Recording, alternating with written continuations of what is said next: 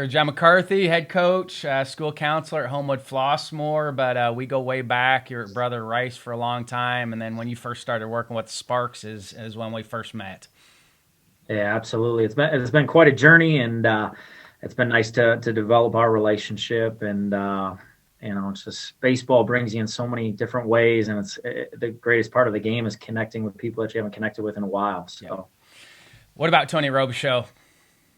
yeah, Coach Robe. So I was from Chicago and went down to play for Coach Robichaud, and it was a wonderful experience. We had Coach Sheff there at the time. Coach Sheff is currently at Virginia Tech. Coach Babb was there, and I was really, really lucky. I think throughout my career, I've been very, very lucky to have great coaches. And Coach Robe he was one of the best motivators I've ever been around. Super organized, detailed. Everything was mapped out. He was a guy that you can always count on. And then, yeah, just like, it's tough with coaches, and then you stay connected, but then, unfortunately he passed away, and, it really hit me. And I don't think you realize the impact that coaches have on you. And, Coach Robe to me, I felt was bulletproof. I felt like he was Superman. And so when he initially had the heart attack, I thought he was just going to get right up. He'd be fine. He'd get through it. And, I think it's tough as players and coaches to connect as much as we need to, right? I think we're always working on that. But at the same time, Coach Robe had a big impact on me personally as a player and as a coach and a man and a husband and a father. He's done wonders for me. What are some of the messages you're taking from him and bringing it into what you're doing with your guys? Well, compete. He always talked about competing, and I don't think he was very, very accountable. And, one thing that we try to do here at HF is, not make excuses for ourselves, be honest with where we're at, what we need to work on. And from there, try to make those next steps to get it better. And, the next thing was chemistry. He was a big chemistry person. He wanted teams to really get along. He set up leadership meetings and those types of things to allow us to, interact and spend time together. And, then on top of that, it was the experience. My junior year, my first year with the program, my first 2 years I actually spent with Coach Sorelli at Mesa Community College. And Coach Sorelli is, a legend in Arizona. So I go to Coach Robe, and that first year I was lucky enough to go to Hawaii. And I think the experience also was something he was great at. He set up so many experiences for us, and those are treasured memories. So what we try to do at HF is, try to play the most difficult schedule we can, create opportunities for our kids, create different type of messaging. Like this morning, we took our team. We have a Pay It Forward program at Homewood-Flossmor. Basically, the Pay It Forward program is choosing kind and loving to read. I'll never forget when Coach Robe took me to an elementary school, and we did this whole routine. And part of the routine that I use today is from his message with that group of kids. Now, what an amazing, amazing communicator. He took a group of about 60 kids and got them to listen. I had about 15 kids today with a teacher, first grade teacher, and it was still, difficult for me to manage. And, but I'm growing. And I think Coach Robe was growing at the time I was with him. And that's another thing is, development, keep developing, keep trying to get better, keep trying to grow. How can we make things better? How can we make the experience better for our kids? Did he define competition or competing or chemistry? Did he actually define that for you guys, or did he just talk about it? Well, it was every day. We would have a lot of inter squads. You had to earn your way. In the approach that he had for us earning playing time, it wasn't given to you. You had to earn it. You had to go out every day. You had to compete. When I was down there, I was from Chicago, and there was a lot of people from Louisiana.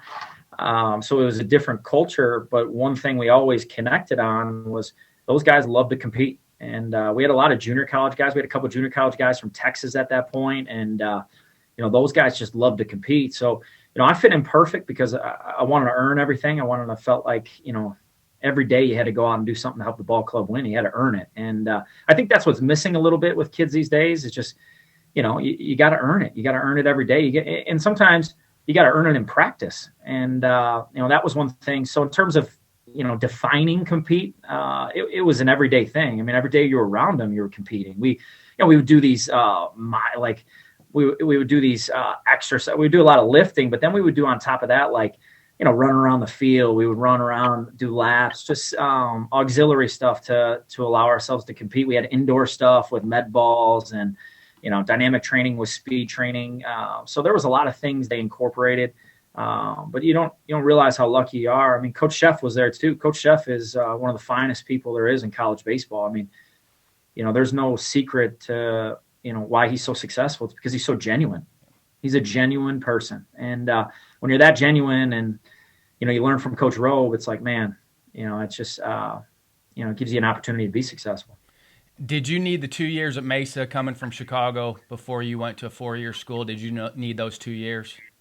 Yeah, I had a unique path that I think is, so I was drafted out of high school, felt like I could play at a really, really high level, chose not to sign at that point. And, that's the greatest thing. I had my dad and my mom, both my parents were great, and they kind of walked me through. And I think my dad knew that I wasn't ready for that, and my mom as well. And so I had a great a legend in Chicago, this guy named Gary Johnson. He was my travel coach from 8th grade all the way till basically sophomore year of college. And he had provided an opportunity for a bunch of Chicago kids to go out to Mesa. And so I went sight unseen. I just took a leap of faith because I love Gary Johnson and what he provides and who he is, and trusted him, and it was the right decision. And so I went out to Mesa, and then I run into Coach Sorelli, Buck Sorelli. And I had him, Coach Rose, that are currently still there. And those guys were old school. And, I thought I was pretty good. And I learned right away how much talent we had at the junior college level, number one. So I immediately saw that, and I realized, okay, I got to really play well. I got to get the hit and run down. I got to get the bunt down when he asked. But then on top of that, Coach Sorelli, I thought I was good. And it really put me in my place. And my dad, my parents, they loved that. They couldn't get enough of it, and it was tough love. It was a little different. My high school experience was at St. Rita, and it's a Catholic school in Chicago. And I was blessed. I had Coach Nee, Coach Zunica, Coach Fiore. Those guys are legends around here. And Coach Zunica, I was lucky enough to play on varsity as a freshman. He really was like a father figure to me. And so it was a unique transition from, Coach Zunica was a little more love and support. And then, I went out to Mesa, and Coach Sorelli was, real firm right away, and tough on me. And but he had a reason, and he had a method for his man. And it wasn't just for me; it was for all of our players, and he's had a track record of success. You could see it. Coach Sorelli is anybody that knows anything about junior college baseball in Arizona knows Coach Sorelli. And but he was part of that seeing who's going to make it, right?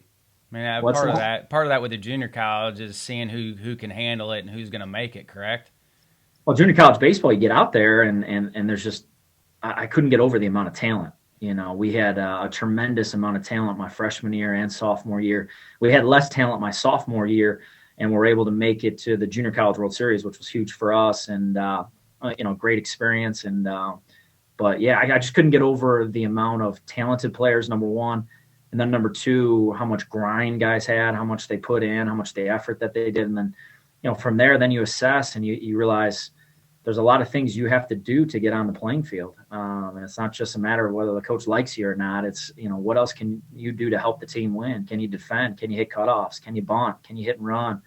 Can you drive in runs with 2 outs? A lot of little things that I felt were my game. And like I said, but I had to wait my turn too. There was a lot of times in junior college where I had to wait my turn and be patient and understand, you're not going to play every day. You came back home then that summer to play? Came back home that summer, played with Gary Johnson, and obviously I loved him. So I was able to play in a local summer collegiate league those 2 years. My junior year, I went to Alaska. Alaska was an incredible experience, and that I was in the Kenai Peninsula. I don't know if you've been out to Alaska, but that Kenai Peninsula, you take one of those small planes, and one person on there, you got like 3 people in the back, and that was a tremendous. I had a lot of guys from California that introduced me to a lot of California baseball. We had a lot of kids from Pepperdine and just the West Coast. And, like I said, that's the funny thing about baseball all across, anybody who's played knows, like, no matter what level, no matter where you're at, people get along with people that want to compete.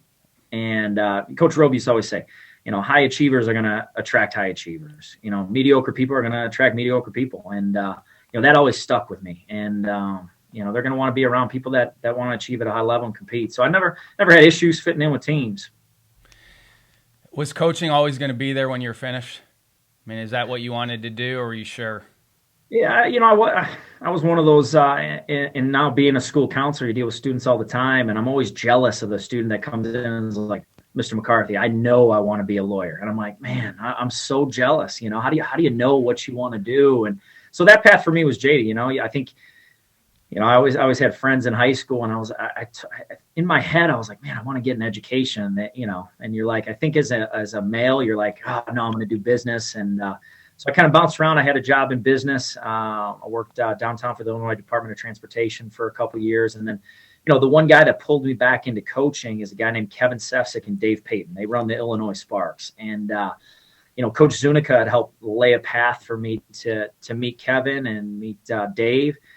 And boy, was I blessed. So I got into summer coaching and just fell in love with it. And I was like, man, I got to do this for a living, and this is something that I want to do. And it was just such an enjoyable experience, partly because I had Dave Payton and I had Kevin Sefcik really helped guiding me along. And Kevin's the current head coach at Marist High School.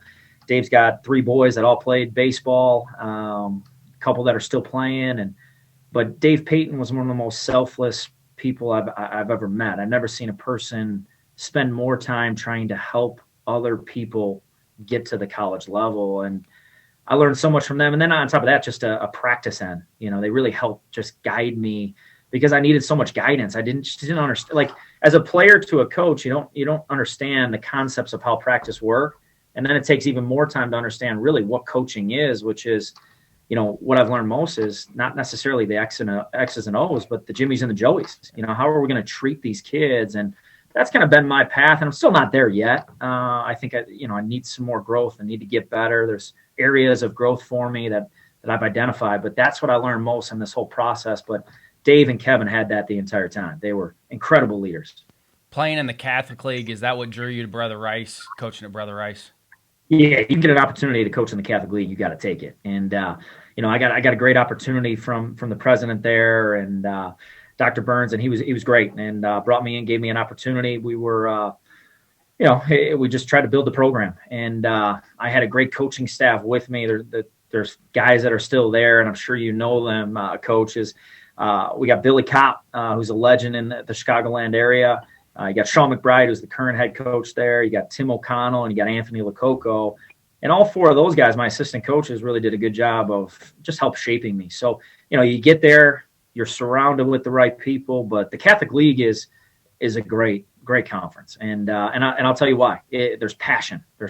People, dislike each other, and people want to win, and it's cutthroat. And then, you add in, there's recruiting, for all, and it's just, it's a great thing. I think it's stressful, right? I'm probably going to lose a few years on that, but at the same time, you love that. You love that as a baseball guy.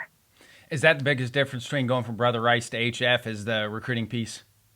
Yeah, I mean, we're a big public school, so Homewood-Flossmoor has been great. It was a great transition for me. It was great for my family, and they have a deep history of baseball at the school. So that really attracted to me. They have a great history. They got a great community here of Homewood and Flossmoor. So you get that opportunity, and then the Southwest Suburban Conference is really, really good. You got Lincoln Way East, you got Lincoln Way West, you got Lockport, Andrews, Stagg, Sandburg, Bolingbrook, all of these schools that, are just outstanding. So I think what's missing there, it's passionate. I think there's definitely a level of excellence for sure. But, I think the deep-rooted Catholic is just the difference. It's just a real it's tough, and there's so many people involved that want to see you win. And so people are tough, but that's at the same time, critics, they make you stronger.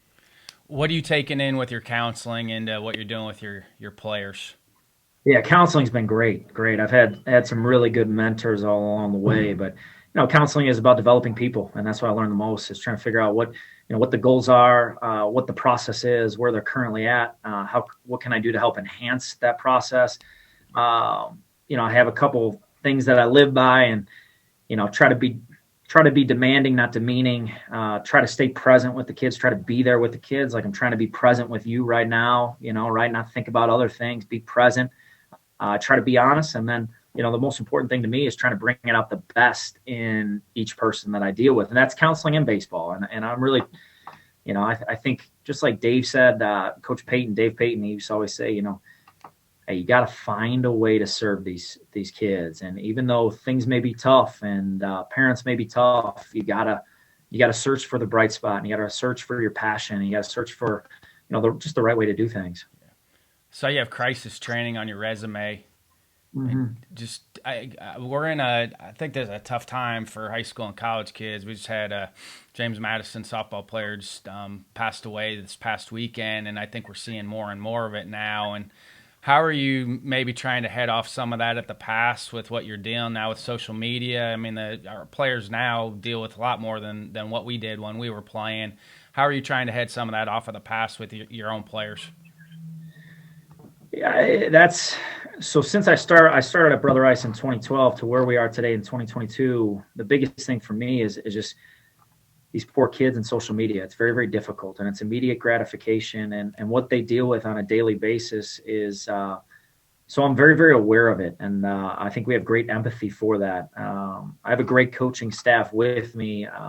So one of the coaches, Greg Jones, is a social worker at the school. So, he really understands the social emotional side of things. And we have Kevin Coes, a Chicago legend. Chris Cunningham was a legend. And then Vince Davis, who's a legend as well. All those guys are coached.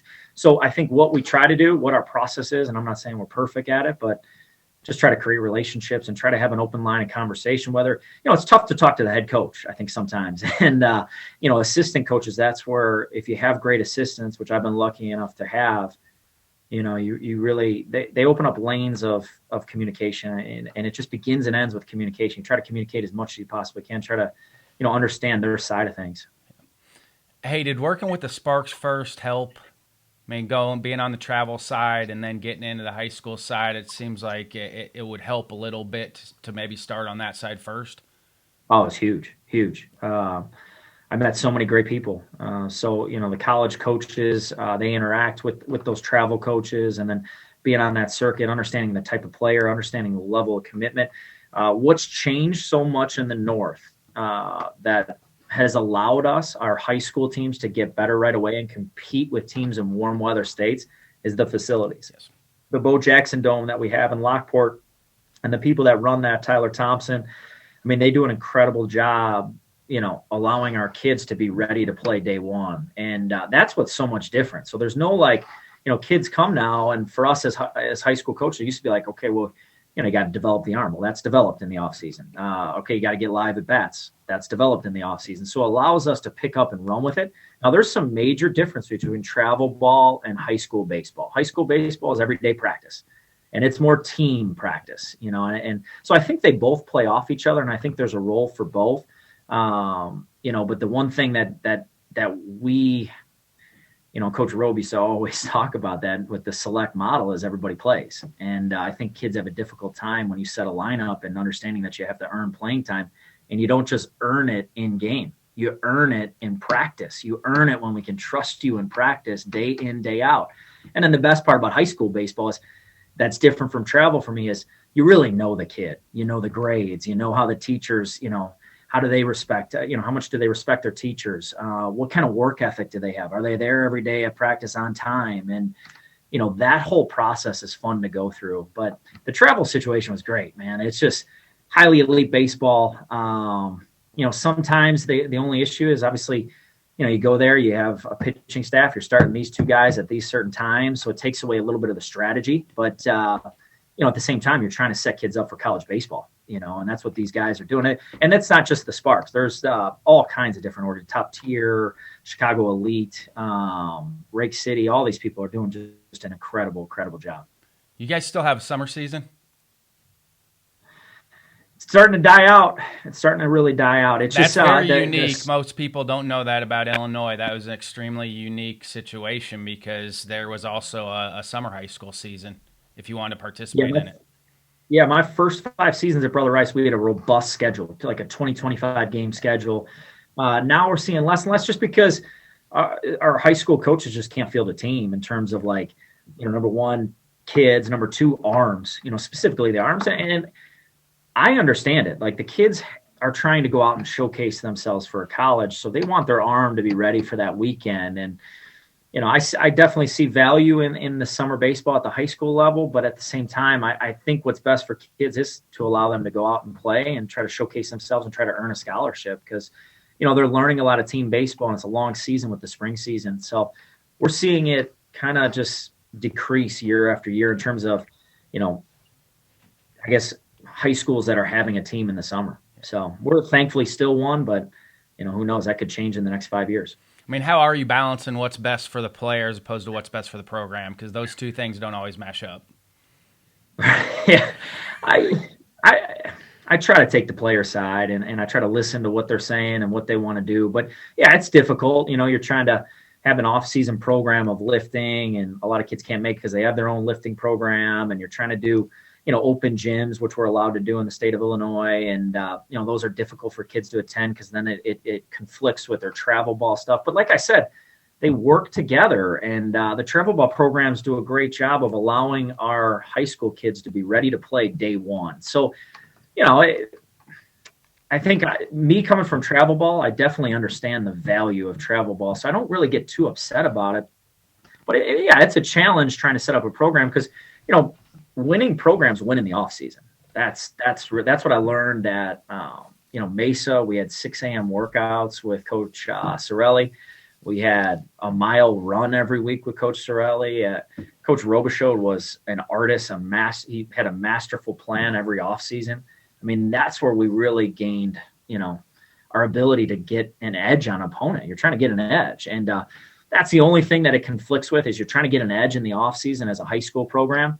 It's just hard to really do so. And the rules don't set it up because, open gyms are kind of just roll out the balls and, get them out there and try to keep them safe.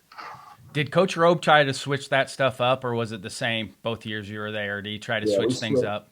Yeah, we switched it up. My first year, we had a veteran squad. We had a senior-led squad. And, so we did a lot more almost like, character building. We did more team bonding, more challenges and with med ball tosses, just aerobic type stuff. My next year, we were a younger squad. We had less seniors. We had to do a lot more baseball stuff, and everything was really baseball geared because we had to get so much better on the field. So, that's his brilliance. You don't know that at the time. You're like, man, why is this different than the next year?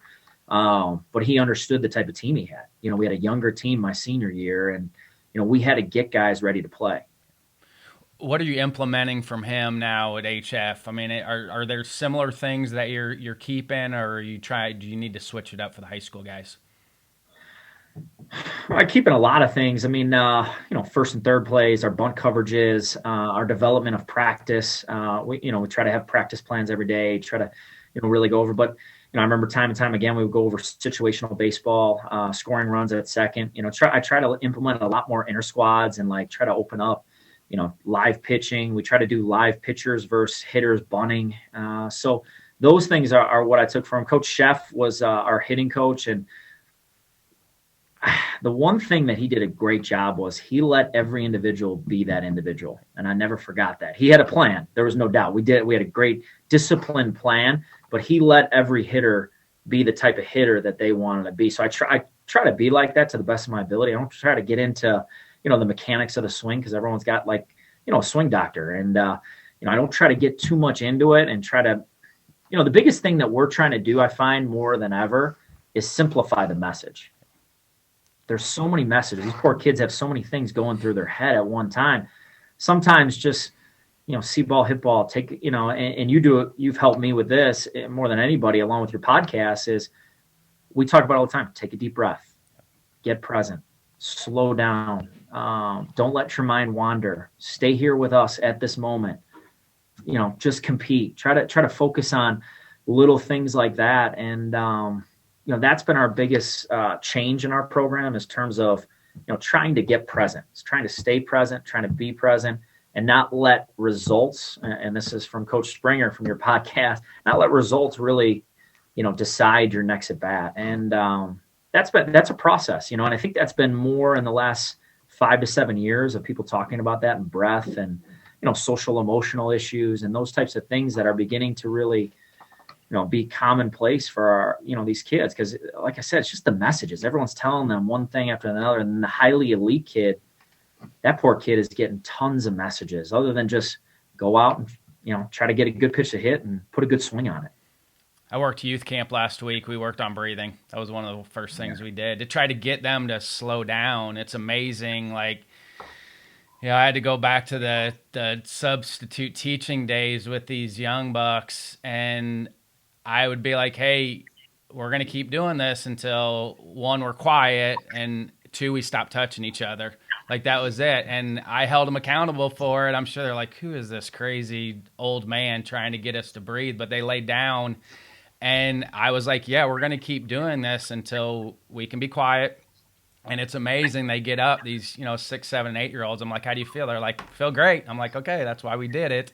I know you don't always understand that, but it really is maybe the only time of the day that they can just check out for a little bit. Even if it's for 20 to 30 seconds, that may be the only time that day they get to do that. And it's practice for a reason. If they can keep doing it, they'll be able to quiet their mind a little bit. I don't know if you've seen what Coach Sheff is doing at Virginia Tech. That team can hit. Him and Coach Elbin. Coach Elbin, his hitting guy at Virginia Tech's a really good hitting guy, so they are tearing it up right now. Yeah, that's not surprising to me. I Yeah. mean, Coach Sheff is. I just think he's just so genuine. He's just a genuine person.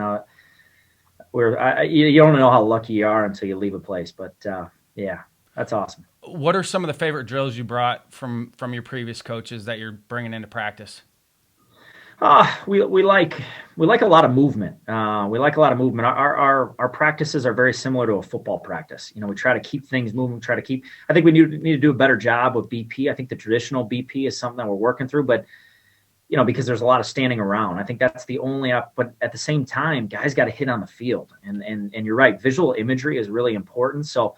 I think the BP part is the only part that I want to improve. And, obviously we have stationary work, different things. It's not everybody standing on the field at one time watching. We have groups. And, the one thing we've implemented a lot with our facility is being able to bunt every day, being able to bunt off an ATEC machine. We get the ATEC out, you bunt every day. You got to bunt every day.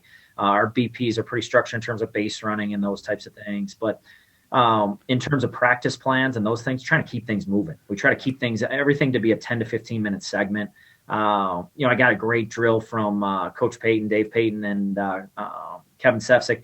It's a 2-man drill with 2 fungo hitters, getting every position at one time, getting everybody moving, getting as many reps as you can. And that's one thing that Kevin Sefcik used to tell me all the time, man. He's like, Mac, it's reps, in-season reps. Just try to get those reps, try to get them in a routine, try to get them, throwing and throwing accurately. So, but for us, what's really, really for any new coach out there, it's structured throwing. That's one thing that still don't see a lot of it. I said it the other day. I still don't see. I go see a lot now, and I still don't see structured throwing programs. And I think it's the best thing that you can do for your players is to have them have a structured throwing program every day.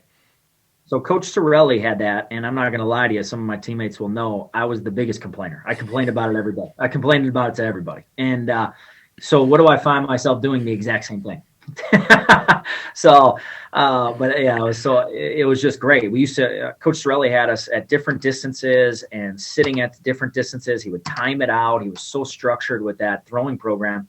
And then from there, what do we do really, really well? You got to catch and throw. Defense is so critical to the game of baseball. If you cannot catch and throw, you can't, make the plays defensively. You have no chance. And, that's what I've learned along the way with all of the experiences that I've had with the different coaches I've had. Is just, you got to be able to catch and throw. And that started with Gary Johnson. Gary Johnson, our teams never were great hitting teams, but the one thing that we were able to do to stay in games, we were able to pitch, throw strikes, and then from there, we were able to pick up the ball and throw it to first base, and Coach Zuniga was big on that as well. He was more on the offensive side as well. But, all of those guys helped shape, my philosophy on this. But structured throwing is critical. That's one thing that's part of our practice plan every day that, we got away from for a little bit. We thought we could get away from it, and we learned quickly that, you need to have that. And kids, I think kids like structure. Yep. Hey, you got a new facility. I mean, what were you doing before? Where were you practicing before the field was finished? So we have a great group of kids. We got a really talented squad. So, we're pretty blessed here at Homewood-Flossmoor. We have an indoor facility, a 30-yard indoor. So, that first couple weeks was great. I think, once you get past March 15th, though, you want to be outside. And so we've been able to get on a turf football field, which has been good. We've been in that indoor facility a lot. One thing that we've learned, and our kids have had a tough time being consistent, is so we're getting a brand new turf infield. One thing that I'll tell you about the turf infield, yeah, games is great, but for high school coaches, it's practice. How many times can you practice on a baseball field? And, so we haven't been consistent. And what we've learned is that we're not consistent enough because we're not on a baseball field practicing. And, it seems very simple, but it really is. It's a big part of things. Like, you got to get on a baseball field, get used to seeing fly balls on a baseball field. Just throwing outside the big one. Oh, huge. And we've managed it to the best of our ability. I think we've had good practices, but, being back on a baseball field and then knowing moving forward that now when there's rain, we don't have to cancel practice or go inside or not get on the field. That's the toughest thing for coaches with dirt fields. It's like they're out there for game days. You're able to really get it good for game days, but it's the practice days that you really need that you can't get out there. And then it puts you at a disadvantage. And we got some great coaches here, but it sets them back because they can't get on a field for practice. I dealt with it twice. Iowa, same thing, and then Western, natural surface, and then you'd have to go inside. Hey, do you have a cutoff temp? I mean, for coaches that are listening in, Chicago is chilly in the spring. Do you have a temp cutoff for your team? It's like, okay, at this temp, we're not going out.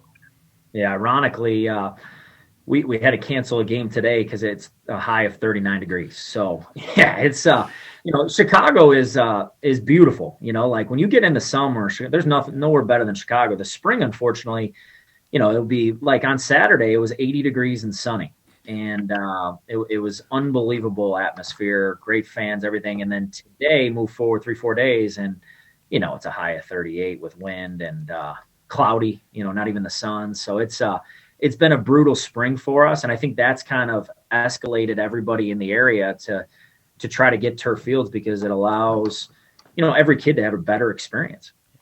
Are you having to do much fundraising? Yeah, we do. We do a lot of different modes of fundraising, but yes, fundraising is important. The school does a great job giving us a budget, but if you want the extra things and you want to take trips and you have to find vehicles to help fundraise for. We started a Viking baseball booster club here, and that's been really successful. And, that club has allowed us to, just have those extras that you need to have a great program. Just an extra jersey here. They took care of our hotels in Louisville, which was outstanding. Went down to Louisville and played for, 3-4 days. And you just can't do that without their support.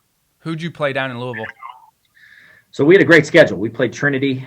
We played St. Xavier. So those two teams we targeted where I came from. So Coach McBride at Brother Rice, he brings his teams down, and they play those two teams. So Andy Porta at St. Xavier has an all-turf field. And then not only that, he's got just an incredible program. And, the high-character kids, quality games, tough. Then he would go to Trinity. It was the first time we had played Trinity. They have an all-turf field. And their program was off the charts in terms of, how they approached their BP, just their discipline level. They were a very, very disciplined squad. And, those coaches do an incredible job down there. We're lucky to have a relationship with them. Yeah, my coach was smart back in the early 90s. We went over and played Edwardsville. Even though we're from Indiana, we went and played an Edwardsville tournament back when Edwardsville was on their, 40-game win streak. So it was good to actually tangle up with them. We actually beat them. We beat them my junior year, and they were good, really good. Yeah, that's big. And you guys had an incredible team, and some of the things I learned from the things you speak about a lot with, you and your dad, but your program from high school, just like, the level of intensity of your kids and just how disciplined it was. And, I still can't believe you guys went out and won like 30 games in a row, 35 games. I mean, that's just incredible, losing like one game your senior year. So I think that's on my bucket list of things. If I could do it, it'd be that dominant. I think that's just amazing, that level of consistency out of a baseball squad. I still don't know how you guys did it. It's just, to get guys. A lot of it's the arms. I mean, I'd say that wholeheartedly when you have some of the arms that we had and strike throwers. That you talked about it, playing catch. Those teams. If you would have watched that team practice or whatever, you would have been like, okay, they're okay. Like, I mean, you can kind of look here and see maybe a college guy, but then you watch us play and it's like, okay, never made errors, average like 10 walks a game offensively. So we just wore teams down, is really what it was. And I don't think that's ever changed about baseball is the teams that play good defense and the teams that throw strikes, they're just going to wear the other team down. And so, you may lose a game here and there, but overall, you're going to win most of your games because the other team is going to find a way to lose. And you see it now. Like, I go to a lot of college and high school games now. I was fortunate to go over to Cary and watch the National High School Invitational Tournament. Those 16 teams over there threw strikes and played good defense. And offensively, okay, but, Stoneman Douglas has a really good squad. Orange Lutheran has a really good squad. But even the other teams in the tournament, that's what stuck out about those teams is they play good baseball. They're going to find a way to play good baseball.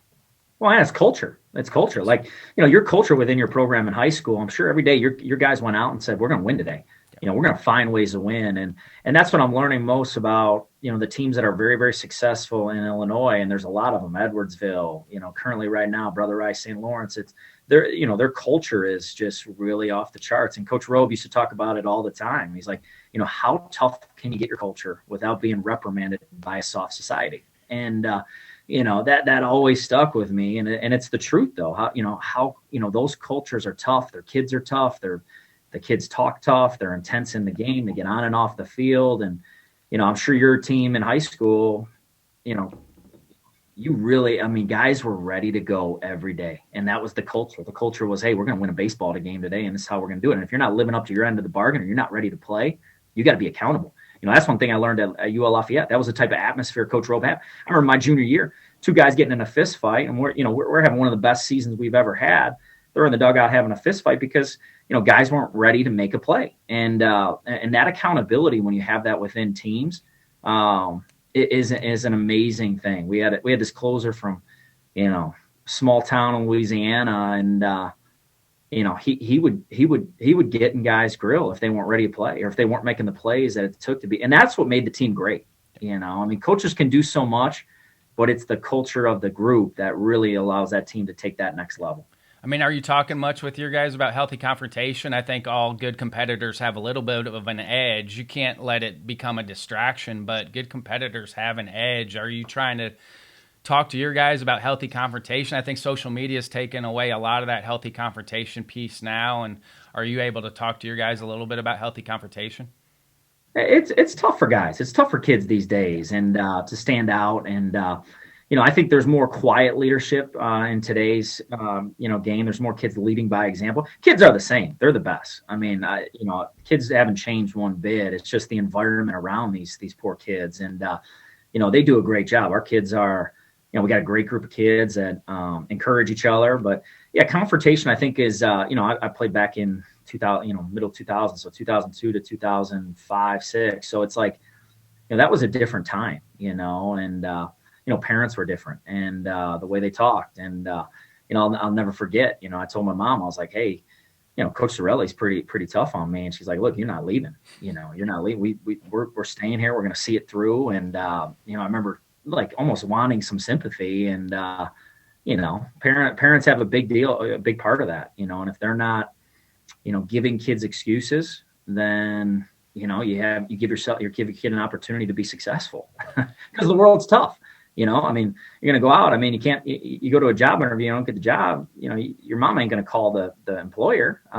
It just doesn't work that way. And sometimes I feel like we got to get back to some core things in the world today, and that will create a stronger and tougher environment, because tough times, tough people create easy times, and sometimes those easy times lead to a softer environment, and it's just a cycle of things. So hopefully we can, it's a challenge. There's no doubt, and well, you feel like a bad parent now. That was hard. And mine are older. Thank goodness mine are on the tail end of it, 19 and 16. But those are some hard conversations with our kids, because you're trying to keep them accountable and they don't see any examples of that. So you you feel like a bad parent sometimes because like you're not going to cave in on that, but you want them to be successful. And so that comes with some tough choices as a parent because they just don't Oh, see it now. And no. so though you have to be extremely strong now, and you've got young kids, and I was going to ask you how you're dealing with your young kids right now with that, because they're probably not seeing any of those examples. Yeah, I sympathize with our parents too, and that's one thing that's helped. Kids have helped me understand the parent side of it. At first, I didn't understand it, and that's been a growth thing for me. And I understand it more than ever. But I also stick to my guns on like, look, we're not looking for this that we out of our programs. We just want people that care, and when they care and they're asking you to be accountable, that's not criticizing my son Jack, my daughter Nora, or my son Quinn. That's them trying to hold a level of accountability, and that's so we welcome it. It's a challenge, you have I'm a parent now, so you have parent friends, and you hear some stories, and you want to stand up to it, but at the same time, you're in a peer group, and I think that's where parents have a tough time. I think more parents would stand up to other parents, but it's difficult, and yeah, I mean, it's such a challenging world, and you're trying to navigate it to the best of your ability. But with our kids, Meg and I, my wife Meg, who's South Side, tough. Family was tough. It's pretty easy for us. She understands. Hey, she won a state championship in high school. She played at Mother McCauley, which is one of the premier volleyball programs in the country, not just the state of Illinois, the country. And she was an undersized player and had to earn her way. And she always I tell her stories about kids and what they do. And she was a player that played JV up until senior year. Had to wait her turn, and so she gets it. And thank God I have that. If I didn't have that, it'd be a difficult conversation. But I was like you. I was lucky. My dad, Coach Zunica brings me up, gives me this great experience as a freshman. And he looks me in the eye after we lose our final game and says, "Look, man, we're not transferring. We're not going anywhere. If this doesn't work out and someone else comes in as a freshman and takes your spot," that was the best conversation that he ever could have given me. No excuse, like he left it away from excuses. And, I think once we can be accountable as a group and, as a peer group and see these things and make adjustments and try to understand, we can't find umpires. Can't find umpires. I was going to ask you, is in my list. Why can't we find umpires? We can't find umpires because parents are following them to the car over a 6 and 7 year old game and riding them throughout the game and getting personal with them. And, or we're having a tough time finding teachers. Why? Because everything's personal. And, I feel for the people that are defenseless, and coaches are one of them too. People are difficult on coaches, and coaches can't respond. And you can't respond to everybody on social media. You can't respond to the daggers that are sent. And, but that's what I learned most from the people that I coached with are toughness. The people that I said toughness and stick with your vision, stick with it's a growth process, have your goals, and try to be the best you can be. You're going to be criticized either way, good or bad. Yeah, I'm still trying to be better with social. I try to not interact as much. I'm trying to let more things go and be more of an observer now through social, where I'll look and try. I think as a human, if you see something that maybe is negative or you don't agree with, I think your first reaction is going to be to jump in there. And I am trying to be much better myself personally of just observing what's out there and almost treating it as entertainment now and not interacting with it. And it's been much better headspace for me personally. I know everybody teaches his own, but for me personally, headspace-wise, it's been better. You can't win on there. You can't win on there. And what I've learned is I wish I could shut that out. That's part of our program and enhancing our program and showing off some of the great things that our student athletes do on a daily basis. But at the same time, it's very, very toxic and it's very, very tough. And so I'm able to manage it because I didn't have a cell phone in college. That's where these poor kids, It's their world. They revolve around this, and then they create their own world in these social media platforms. So it's like, it's very, very hard to get out. So like, I have great sympathy for these kids. These kids are dealing with just a time where they need to, understanding mindfulness is critical. Understanding, that not everything's going to be great and not everything's perfect and the world's not perfect. And, not everybody's going to be the best there is. It's just and I being able said it to. yesterday with some of the stuff that's going on with some of the athletes out there now. I'm like, the narrative has to get back to that life is not going to be easy. And this is the hard part for kids now, is because they see the best bolt, so they assume that every day is supposed to be like your best day ever. And with life and the journey, probably 90% of your days are probably not going to go how you want. If 10% of your days go exactly how you want, you're probably living a pretty good life. Where that needs to be the expectation and the narrative that we get back to, is that part of the human journey is the struggle piece of it, and it's very rarely is it going to go exactly how you want, and that should be an expectation. And yes, turn that into a positive, that okay, it's not going to go how I want it to be, but I'm going to turn it into something good, even if life hands me something that's really bad. I mean, our social workers do a great job here, and they talk about it. It's okay not being okay. Yeah. And you know, uh, I'm a big Chicago person. Love Michael Jordan, The Last Dance, and he talks about everything positive or negatively and taking it as a positive. And that's a challenge, and like it's a challenge to do that. It's easy to say that, but it's another thing to actually act on that. And then it's another thing to be mindful when things around you are really tough. And breathing does help, though. Yeah. Breathing does help, and trying to simplify it and trying to get present and trying to realize that but these poor kids, depression is what happened to you. Anxiety is what's coming up in the future. Yeah. Okay. So once you understand what exactly anxiety and depression are, from there you can say, okay, anxiety is a fear of the future, and it's something that hasn't happened yet. How can we get ourselves to stay present and breathe and focus on that next pitch and have that pitch by pitch mentality? And it's just, I think it's easy to say, but it's difficult to manage. And you're right, it takes daily practice. That's It a takes rewiring thing too, because a lot of the anxiety of what you think is going to happen and how bad it's going to be, 90% of it never happens.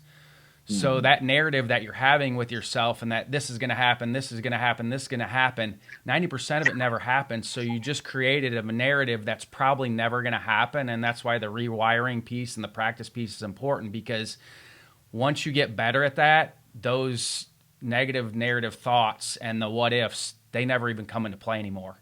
But it takes something doing, you have to do it over and over and over and over again. And, I'm still continually growing on that path, but 5 years, in the past, my conversations in between my ears are way different now than they were 5 years ago. Now I'm not coaching anymore either, so that takes a little bit of those negative thoughts out there as a coach that you have sometimes. But again, that's a daily practice piece that has gotten better. So some of those thoughts that I used to have don't even come in anymore.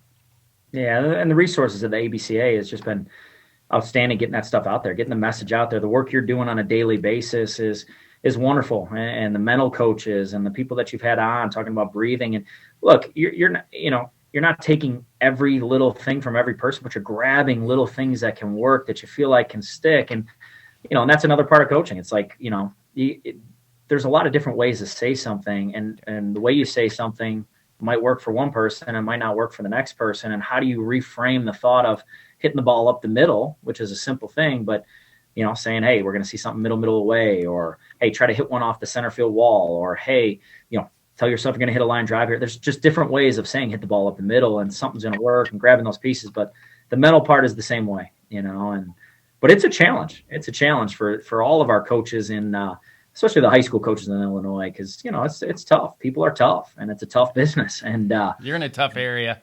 Oh, it's the score. Boy. I say it all the time. The Chicagoland area, all the guys that I coached from that area, I blame it on the score, because the score is just a bunch of negative talk about somebody's not doing this and somebody's not. You hear it all the time. You have to physically turn that radio station off, because if not, you have to. Kevin Coe and I talked today about it.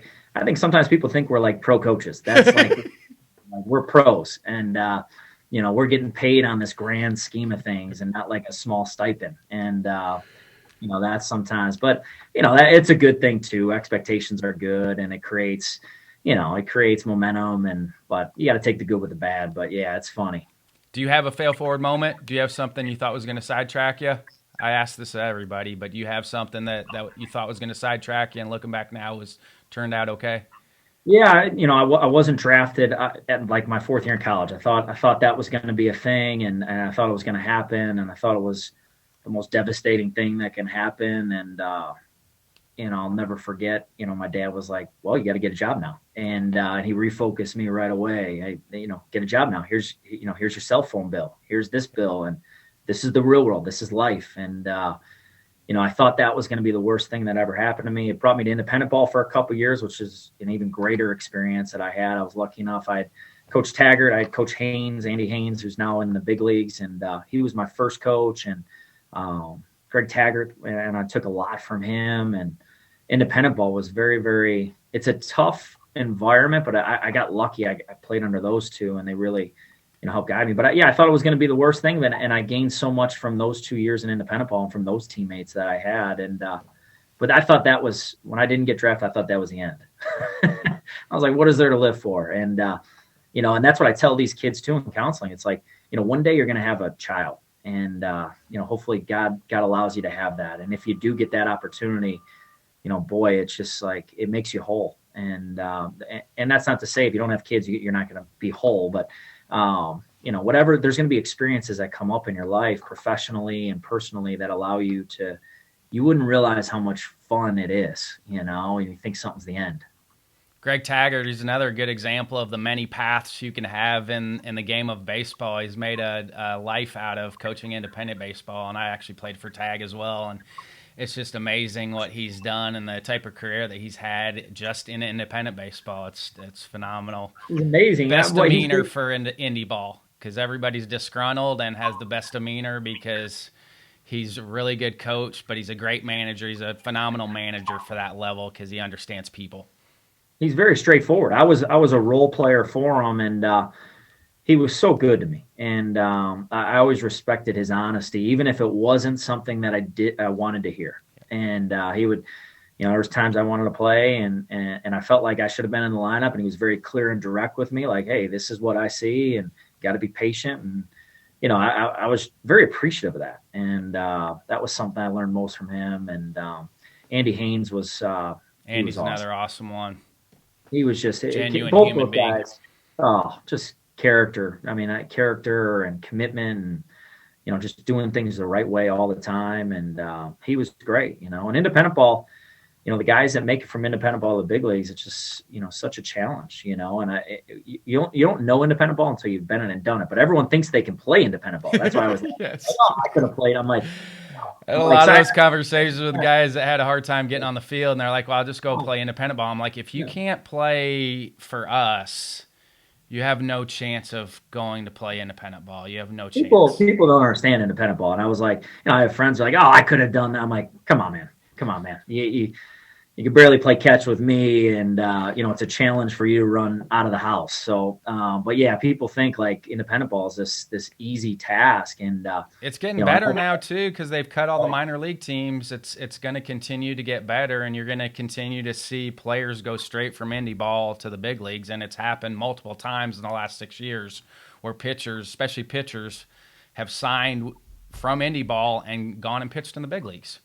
The only issue I could see with independent ball is like, it needs help financially for the player, because the player has taken a year of their life and not making any money, no job, nothing. And so if they can help the player, because there might be that great player that just has to get a job, and he has to support some people, and he has people that he's responsible for, and that's going to be the challenge with independent ball. But yeah, everything's shrinking down now. Independent ball is going to be robust, but is it a matter of players that have the money to do it can do it for a year? And if we can financially figure out a way to help independent ball too and keep it afloat, I guess I understand you can't finance everything, but somehow help the player to the best of their ability and allow the guys not to quit versus because of financial reason. Any routines you like, morning or evening routines that you're doing that you like? Yeah, my wife Meg got me on morning workouts, so that is just you two, or you guys go to a gym? Well, so we have 3 kids, so we got to get up, and so we have 5 a.m. workouts. So we split up the week. So basically, I get 3 days, she gets 4, and that's been the best thing for me. And I work with on the south side of Chicago. We got a local boxing guy, so we go in there and do boxing and do circuit training. And it's been it's really changed my life in a real positive way. Here's what, and everybody's different on how they handle stress, but for me, it's extreme exercise. Exercise helps me simplify the process, allows me to help to get present. If I didn't have that, and what I find is like, my wife, thankfully, like I said, got me on those morning workouts. It's like, if you don't do it in the morning, sometimes it's hard to get back into that gym at 6, 7 p.m. And until you get that morning routine, like once it hits you and you're on it, it's tough. I have a tough time ever going back to afternoon workouts. I'm with you. I couldn't. It's just with work and then with kids, with young kids especially, you can't do it. It's no chance to be able to do it. Like it's I give so people hard. credit. Anybody that can figure out an afternoon workout that's got young kids, no chance. No chance. Yeah, it's tough. But yeah, that's my that's my routine. Try to stay away. I try to, and I think I heard you say it, and it's putting down the phone.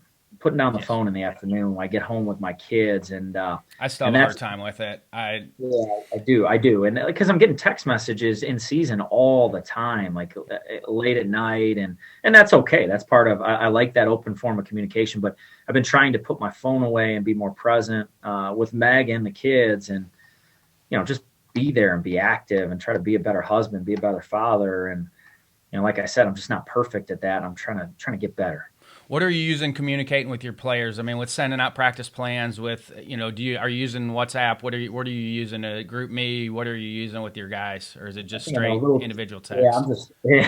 I just do straight text, and so I just put it out there at the beginning of the year. Hey guys, just don't respond. If you need to respond individually to me. But yeah, I'm on a group text with the boys, and honestly, it's the best thing. We never miss anything.